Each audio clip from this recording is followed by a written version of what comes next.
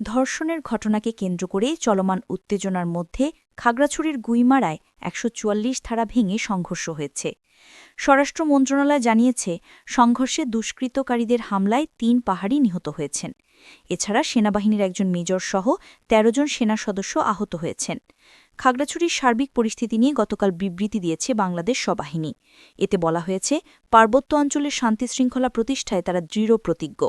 এছাড়া গতকালের ঘটনায় গুইমারা থানার ভারপ্রাপ্ত কর্মকর্তা বা ওসি, ৩ পুলিশ সদস্য এবং আরও অনেকে আহত হয়েছেন। এই ঘটনায় গভীর দুঃখ প্রকাশ করেছে স্বরাষ্ট্র মন্ত্রণালয়। সেই সঙ্গে সবাইকে ধৈর্য ধারণ করে শান্ত থাকার জন্য মন্ত্রণালয়ের পক্ষ থেকে অনুরোধ করা হয়েছে। গতকাল স্বরাষ্ট্র মন্ত্রণালয়ের বিবৃতিতে জনসংযোগ কর্মকর্তা ফয়সল হাসান আরও জানান, পরিস্থিতি নিয়ন্ত্রণে সেনাবাহিনী, বিজিবি ও পুলিশ নিরাপত্তায় যৌথভাবে কাজ করছে। খাগড়াছড়ি জেলা সদর ও পৌরসভায় থমথমে রয়েছে পরিস্থিতি। বিবৃতিতে স্বরাষ্ট্র মন্ত্রণালয়ের পক্ষ থেকে আশ্বস্ত করা হয়েছে যে, এ ঘটনায় জড়িতদের বিরুদ্ধে অতি শিগগির তদন্ত করে আইন অনুযায়ী ব্যবস্থা নেওয়া হবে। কোনো অপরাধীকেই ছাড় দেওয়া হবে না। জানা যায়, গত শনিবার এক দফা সংঘর্ষের পর সব দলমতের সঙ্গে আলোচনার মাধ্যমে খাগড়াছড়ি সদর এলাকায় অবরোধ প্রত্যাহার করা হয়েছিল। কিন্তু সেই সিদ্ধান্ত না মেনে রাতে ফেসবুকের মাধ্যমে খাগড়াছড়ি জেলায় পুনরায় অবরোধের ডাক দেওয়া হয়।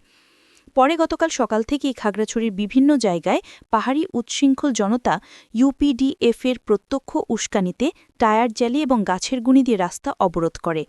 সকালে সেনাবাহিনীর টহল দল গুইমারার রামসুবাজার এলাকায় সড়ক অবরোধ সরানোর সময় ৫০ থেকে ৬০ জন পাহাড়ি সেনাবাহিনীর সদস্যদের লক্ষ্য করে ইট পাটকেল নিক্ষেপ করতে থাকে।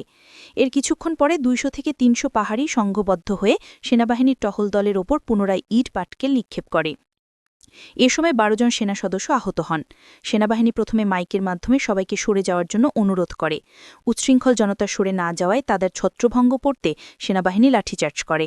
উচ্ছৃঙ্খল জনতা এ সময় আরও মারমুখী হয়ে উঠলে সেনা টহল দল ১০ থেকে ১৫ রাউন্ড ফাঁকা ফায়ার করে পাহাড়ি জনতাকে ছত্রভঙ্গ করে। এক পর্যায়ে বাঙালি ও পাহাড়ির মধ্যে সংঘর্ষ তীব্র আকার ধারণ করে এবং গুইমারার রামসুবাজার এলাকায় কয়েকটি স্থানে ঘরবাড়ি ও দোকানপাটে অগ্নিসংযোগ করা হয়। দুপুরের দিকে ইউপিডিএফের সন্ত্রাসীরা পাহাড়ের উঁচু স্থান থেকে সংঘর্ষরত জনতার ওপর স্বয়ংক্রিয় অস্ত্রের মাধ্যমে গুলি করে। এতে ২ পাহাড়ি নিহত হওয়ার খবর প্রাথমিকভাবে জানা যায়। এ সময় পাহাড়িরা বাঙালিদের ১০-১২টি বসতবাড়িতে আগুন লাগিয়ে দেয়।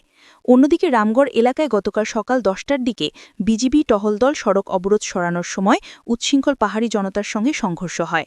উচ্ছৃঙ্খল পাহাড়িদের ইট পাটকেল নিক্ষেপে বিজিবির একজন অফিসার সহ কয়েকজন সদস্য আহত হন। সন্ধ্যায় স্বরাষ্ট্র মন্ত্রণালয় থেকে ৩ জন পাহাড়ি নিহত হওয়ার কথা বলা হলেও কারও নাম প্রকাশ করা হয়নি। খাগড়াছড়ি সিভিল সার্জন মোহাম্মদ সাবের বলেন, খাগড়াছড়ি হাসপাতালের মর্গে ৩ জনের লাশ রয়েছে।